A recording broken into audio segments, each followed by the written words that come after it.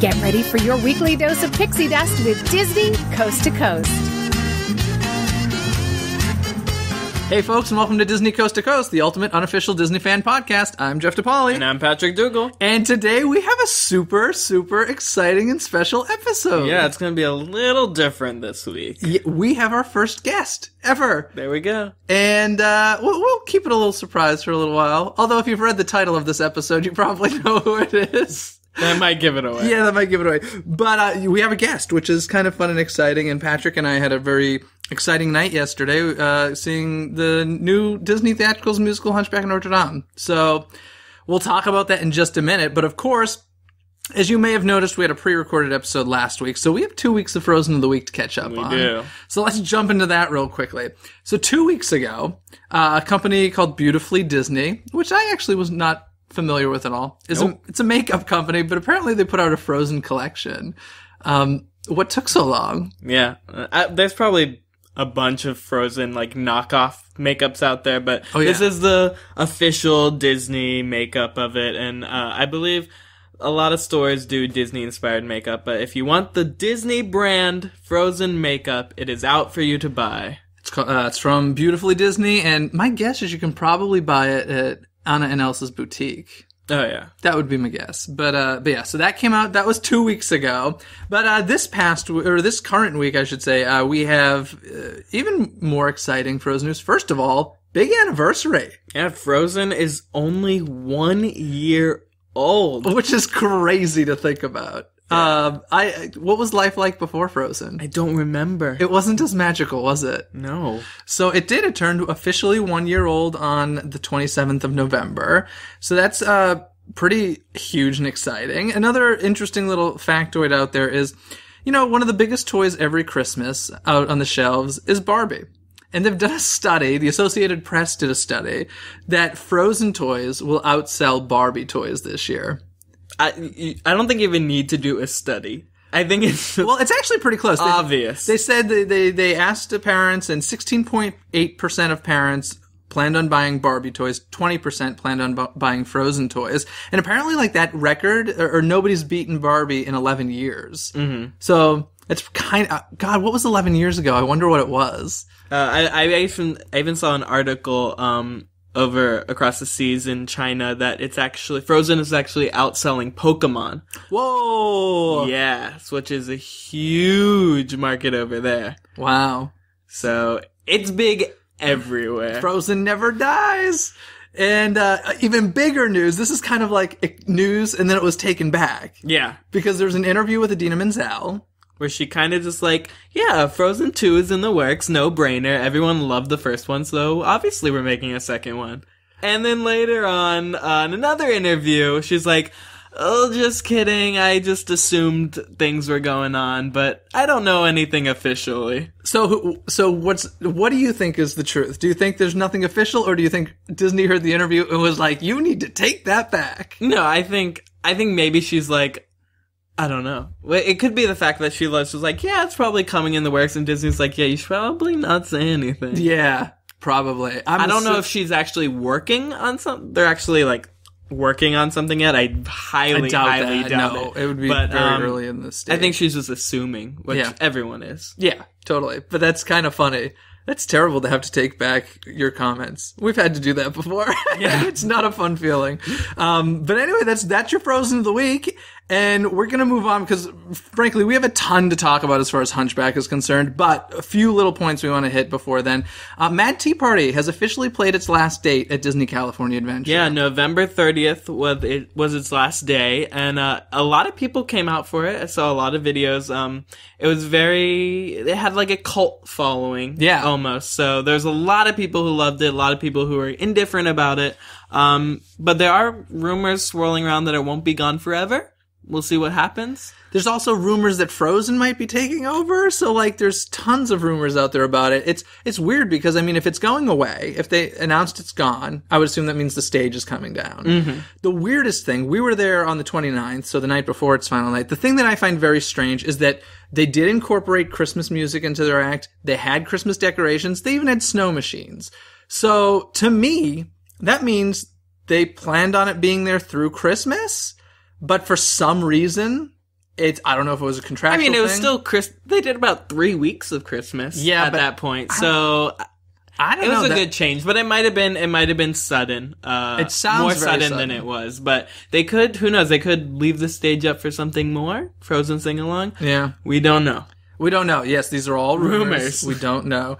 But that's interesting. I mean, the Christmas thing threw me through a loop. I was really kind of weirded out with that. Seems sudden. I don't know. I do know it's an outside party that they contractually bring in for it. So, but in any case, it's gone. Maybe just gone for now. So, calm down, folks, if you're upset about Mad Tea Party being gone. It might not be gone not be gone forever. And it will always live in your heart. There you go. Sure, why not? Even bigger news. Now, something very interesting happened this past Thanksgiving weekend. Usually, Thanksgiving weekend is the weekend for all the big movies to come out. But they kind of came out already. Big Hero 6 came out weeks before. Hunger Games came out before Thanksgiving. There really wasn't like that. Even Dumb and Dumber 2 came out before that. Not that I'm calling that a great movie, but it was kind of weird that there was like no major film release Thanksgiving weekend. It became the weekend of major film trailers. Yeah. And one of them was Star Wars Episode 7, The Force Awakens. Yes. Now, obviously, this was a big deal. They did show it in some movie theaters. Of course, it went online as well. And what were your thoughts? My thoughts are very mixed, not in the whole thing in general. It's just, it's so short that there's not much to take away from it. Here's what the minute I heard, what did they say? It was like 88 seconds or something? 88 seconds. Okay, yeah. So they kept like promoting that before it even came out. There's going to be an 88-second trailer. The first thought I had was, I bet you half of that 88 seconds is cuts to black. Oh, yeah. And sure enough, it was. Of course. Like, it was a lot of cuts to black. But from what I saw, I'm very excited. Here's the thing. I mean, I think the minute you play that Star Wars score and you see the Star Wars logo, that's immediately exciting.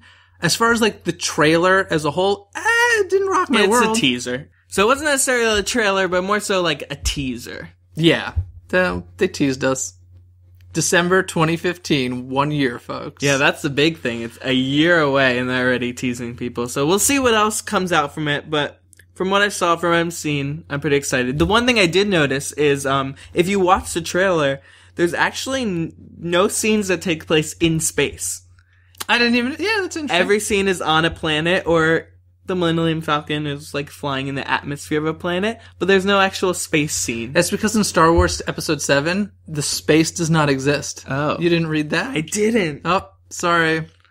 Just ruined it for you. We just spoiled it. We spoiled the entire movie. There is no space in Star Wars Episode 7. Mind is blown. The space... But I have to ask you a question. Oh, ask me. 3-sided lightsaber, yes or no? Oh, yeah, it's pretty cool. I mean, it was... I will say I thought that was cool, but when in Episode 1 we saw Darth Maul with, like, the double-sided bow, I found that more exciting. Okay. I thought that was a cooler-looking weapon. And it's funny story, I have to bring this up. A lot of people are discussing who the narrator was in the trailer, because it's George Clooney from Tomorrowland. It's obviously they have a montage of sequences and just this narrator voice going over, but it has been confirmed that it was Andy Serkis. Oh, Andy Serkis. We saw him recently. Yeah, that man can do everything. Yeah. That's awesome. But should we just jump into our main topic? Yeah, we have a lot to talk about. Oh my goodness. Okay, ladies and gentlemen, if you do not know this, Disney Theatricals' current project is Disney's Hunchback of Notre Dame, the musical, based on the 1996 film. We saw it last night at the La Jolla Playhouse in San Diego, California. And to say my mind was blown is an understatement. It was truly, truly, truly one of the greatest theatrical experiences of my life. Really? Yes. And some people would call me a theater snob. I personally wouldn't, but some people would. First of all, I've literally wanted to see this musical since 1996 when I saw the movie. It's laid out for stage. Yeah, it so belongs on a stage. And so I've literally been building this in my mind for 18 years now. So, of course, I was excited to hear it was happening, but I definitely was a bit wary of this could be a train wreck. It's by far not a train wreck. No. It is. I had chills a majority of the show running through my body. I could feel myself. In fact, I hope nobody was watching me because I could feel myself like doing that grin that you just can't stop smiling, and your cheekbones hurt by the end of the night because I was so in love with what I was seeing on stage. What was your impression? I loved it. I don't think I loved it as much as you, though. Probably not. No, I wouldn't say it was the best theater experience I've ever had, but it definitely won in the past couple of years. Like, the fact that this was just previews and what they can do as they make their changes and make their way to Broadway. Which there shouldn't be too many, if you ask me. Very few change. I feel, frankly, this show could go to Broadway as is, and I would be happy. Yes, there are little things I would tweak personally, but I think it's a solid show. Yeah. So hopefully, if they move in the right direction, and from what I've seen in previews to what will end up in Broadway, I think it will be a long-running show. Yes, it's I think I loved the minimalist choices they made. Like first of all, one of the great things about the show is I think people probably assume going in, you've got Quasimodo. It's probably going to be super latex makeup heavy for him because he's supposed to be gruesome.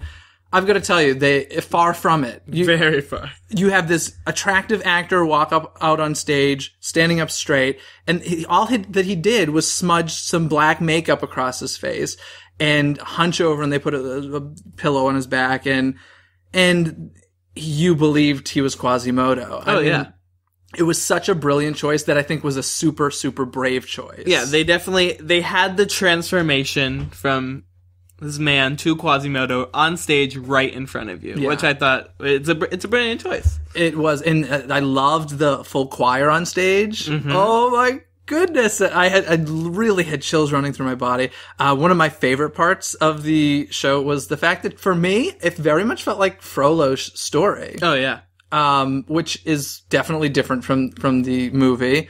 You definitely felt sympathetic towards Frollo, and it was performed fabulously by Patrick Page. It was, oh God, I'm just really one of the best. This is, if you listen to the show regularly, you know I'm obsessed with Newsies. This is like Newsies level for me. Yeah. Well, it's different from just like, I'd say most of Disney theatrical. It's not to the book as the movies are. They like to change things up for the show, and there's definitely some pretty big changes. From the movie. So if you're in a couple of years going to see Hunchback on Broadway, which will happen. It better happen. If it doesn't happen, honestly, it's just wrong for it not to happen. Yeah. So don't expect a film adaptation. This is a very much almost Victor Hugo adaptation with the score of Disney's Hunchback. But I must say, I think that's the brilliant part of Disney Theatricals, the fact that they don't do that. Otherwise, it would be a theme park show. Exactly. They make it truly a work of art. Some of the best stage work I've ever seen. The new score stuff, I loved. I loved the new song, which is always like tricky because, you go in knowing so many of the songs and just loving them, and they've got to add more music for it to be a full-length musical. And sometimes it doesn't work, and this time I thought it worked beautifully. Love the new music. The old stuff you love is in there, at least most of it is. And it was a fantastic show. And as we said at the beginning of the show, we had a chance to get an interview. So we have our first interview on Disney Coast to Coast. We interviewed Patrick Page playing Frollo, and he has done a lot of other work with Disney Theatricals. You'll hear him talk all about it. We met with him immediately after the show, so we're going to cut to that right now. Ladies and gentlemen, Patrick, Dougal, and I are so excited. We just got out of Hunchback of Notre Dame at the Jolla Playhouse, and we're here with Patrick Page, who plays Frollo. Thank you so much for meeting with us after a 2-show day, I believe, right? We had 2 today, 2 yesterday. Oh my goodness. So seriously, thank you so much. Thank you. And of course, our podcast is all about Disney, and you are no stranger to Disney Theatricals. Isn't that right? For sure. Your first job with them, I believe, was Beauty and the Beast, correct? My first job was in 1995, Beauty and the Beast. It was the first national tour. And that's where I met my wife, Paige Davis. At first she was in the ensemble, and then later she played Babette. I was playing Lumiere, so that was a good thing.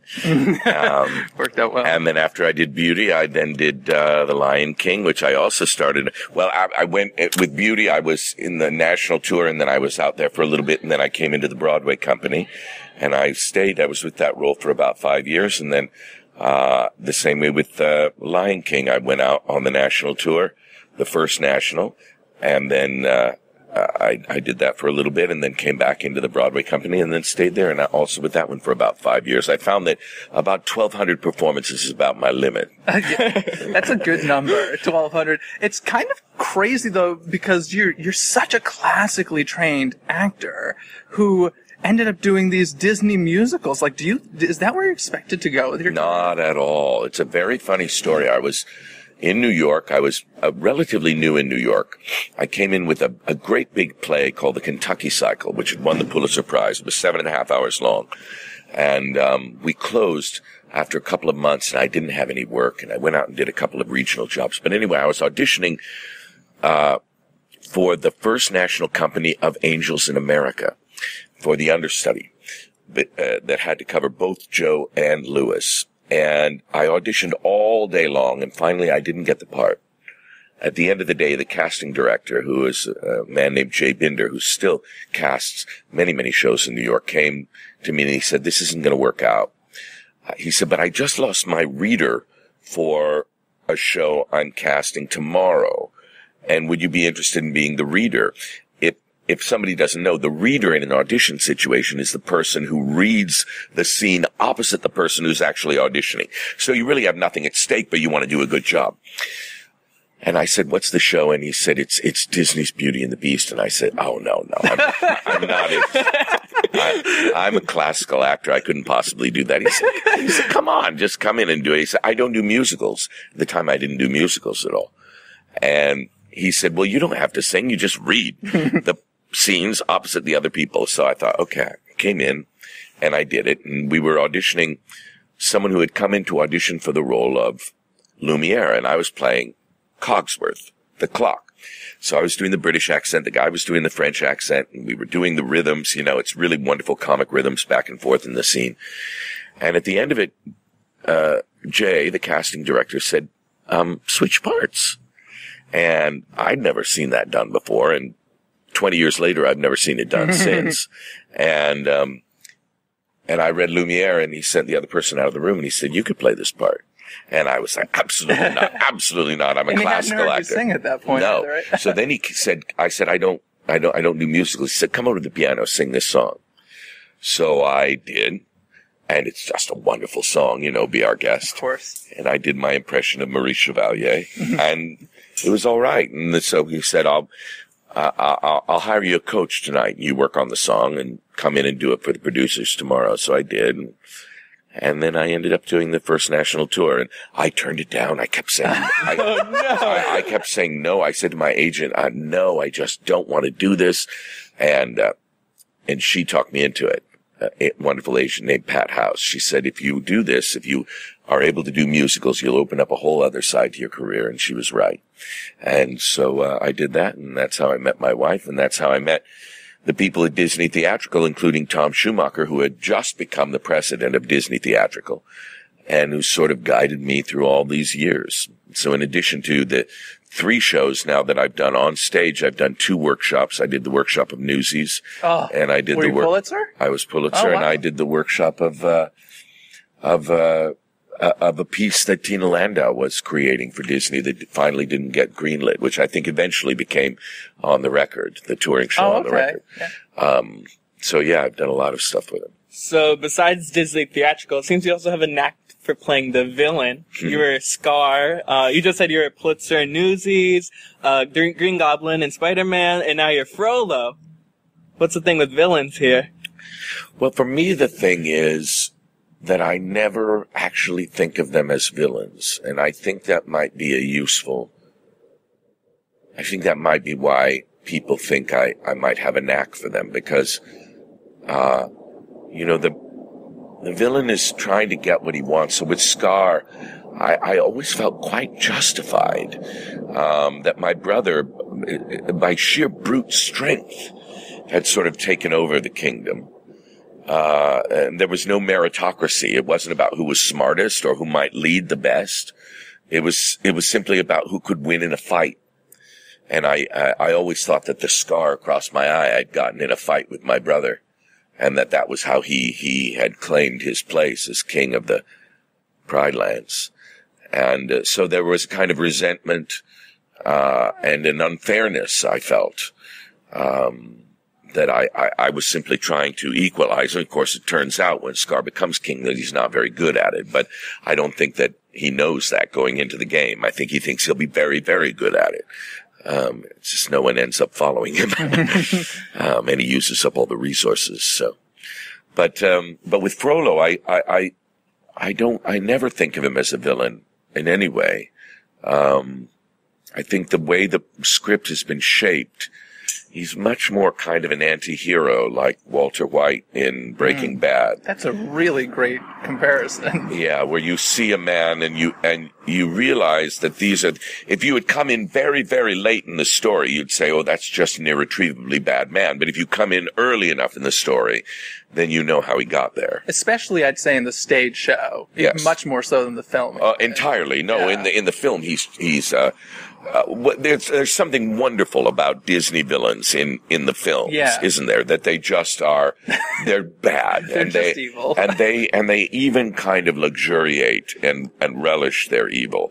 But I think on stage, when you flesh it out from 2 dimensions into 3, you crave a little more than that. Which is frankly what's so brilliant about Disney Theatricals, because I think when a lot of people heard they were getting in the theater game, they were expecting theme park shows. And what we've come to learn is these are fantastic Broadway musicals and shows and plays. And I mean, really, really good. Just a little bit about Hunchback. So what's the future of it now? Well, I'm not in those meetings. Okay. We'll go to the Paper Mill Playhouse. And you're definitely going there? Oh, yes. Okay. And we will be there. I think we start performances in early March. And we're there through April, and that's all I know. That's all I know. I mean, of course I have hopes that it will be, brilliantly received there, and everybody will want to see it in New York. That's where I live, and that's where I like to do the bulk of my work. So that would be fantastic. But I've been in the business long enough to know that there are so many variables. You just never know. Yeah. What I can tell, at least from the response in La Jolla, is that it connects with audiences in a way that I haven't seen a show connect in a long, long time. And so that gives me high hopes. I honestly, I'm going to just say this right now. It has connected. I had chills most of the show. Just like from the first moment. And that doesn't, I've seen a lot of theater, so it doesn't happen all the time. And I always think standing ovations are one of the most overused things an audience can give. And tonight I was like on my feet. I don't know if you saw me. I was in the first one. And I like jumped up. I was like, oh my God. Oh, well, that's wonderful to hear. Good. I do observe that. I've done, I'm also an associate artist at the Old Globe, so I've done a number of shows in San Diego. So I kind of know how the audience behaves, and this behavior that they have, which is, as you say, a kind of, the lights come up and kind of as one person, they leap to their feet and cheer. That's not something that I think these audiences do. So that gives me high hopes. And I think like so many of the wonderful, great musicals, I think, they connect somewhere where nobody quite understands. Who knew what was going to happen with Wicked, but somehow it just locked into something, especially in young girls, and that then wanted to see it over and over again. I've always said that a musical, remember in the Clinton campaign, they said it's the economy, stupid. You remember that famous line? And I've always thought with musicals, it's the score, stupid, and it's the story, stupid. You can do everything else, but if you have a great story and a great score, you're going to be all right. And that's what I feel this has. It's a great, great story. People connect with Quasimodo I mean, how can you not? This poor broken person hidden up in a tower who simply wants to be loved. And, it's great writing. That goes back to Victor Hugo. Yeah. Frollo to me is kind of the lead of the show. Oh, thank you. I think that in the novel, you'd be hard pressed to pick the protagonist between Frollo, Esmeralda, and Quasimodo, that they all have such strong journeys, and they change so much, and they learn, and they go through so many things. But yeah, I mean, as you say, I've played a lot of the great classical parts like Hamlet and Macbeth and Richard III, and this, in terms of the scope of what he goes through, it reminds me of those parts. Cool. I know you need to go. Do you have any last questions, Patrick? I think that's great. Thank you so much for doing this. Thank you. I appreciate it. Thank you. It's wonderful to talk to you.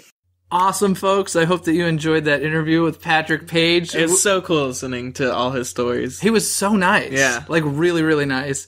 And so happy we got to experience the show and meet him after. And if you are living in the Southern California area, it's playing a little longer in San Diego at Jolla Playhouse. Mid-December, like in the teens. Yeah, it's selling very well, so you might be able to get some tickets, but it might be a little more difficult. It's also going, after this, is going to the Paper Mill Playhouse, which is where Newsies was born in New Jersey.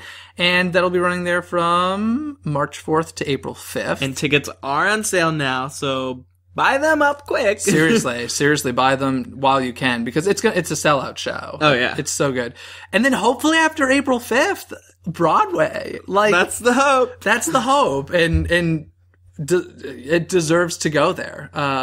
It absolutely deserves to go there. Folks, we do have another little new thing on Disney Coast to Coast this week. We have a bit of a contest. While we're at the show, we got some programs from Hunchback of Notre Dame, and Patrick Page was kind enough to sign a program for us, and we'd like to give it to one of our fabulous DCTC listeners. Yes. And you can find out how to do that at DisneyCoastToCoast.com. We'll put a contest tab up there. If it's not there yet when you're listening to this, it'll be there soon after, so check back, and it'll have all the rules and everything.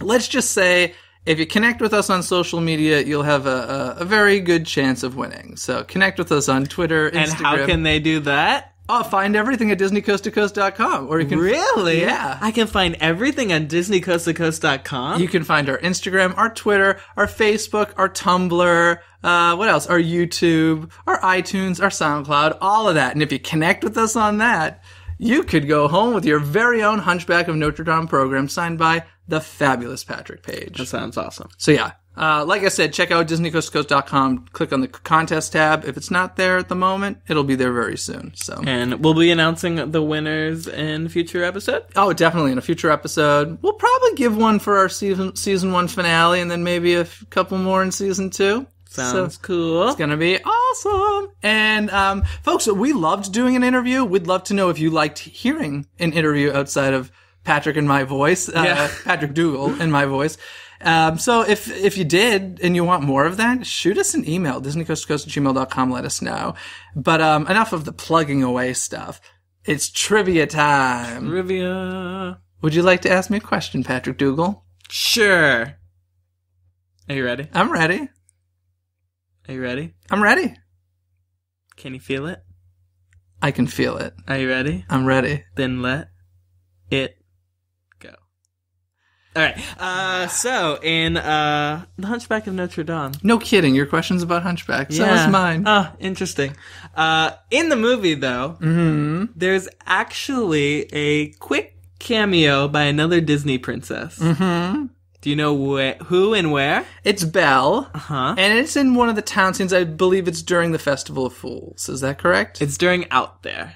Oh, okay. He looks over the side of the church, and she's actually walking through the streets with her book. Of course she's got her book. It's Belle. Hello. Yeah. Awesome. Good job. Yes. I've actually never seen her, but I knew that fact, but I've never actually seen her in the movie. So, mine's a multi-part question as well. Interestingly enough, I don't believe we talked about this during the interview, but, I'm not going to say the year. I'll let you figure out the year. But Hunchback of Notre Dame Disney Theatricals was done previously in a different country with a different title, obviously a different year. And I'd like to know all of that stuff as well as how long it ran there. I can't tell you the title because it's probably in German. Okay, so you know it's Germany. And it was in 1999? It was in 1999, and it ran for how long? Not long. Like a year or two? 3 years. 3 years. Had a pretty good run. And the title of it was Glockner von Notre Dame. There you go. And why it took so long to get over here, I have no idea. But we got it finally in the States, and I couldn't be happier about it. Our special thanks to Patrick Page for letting us meet him after the show. He was awesome. Yes. And as always, a special thanks to our listeners. You guys are awesome. Keep connecting with us. Until next time, that's going to do it for us. Is it? Yeah, that's it. Okay. Bye. But what? What? We'll be back next week? Of course we'll be back next week. Oh, okay, good. Would we ever disappoint? No. We'll be back every week until the season 1 finale. There you go. Okay. Bye. See you guys later. Thanks for listening to Disney Coast to Coast. Have a magical day.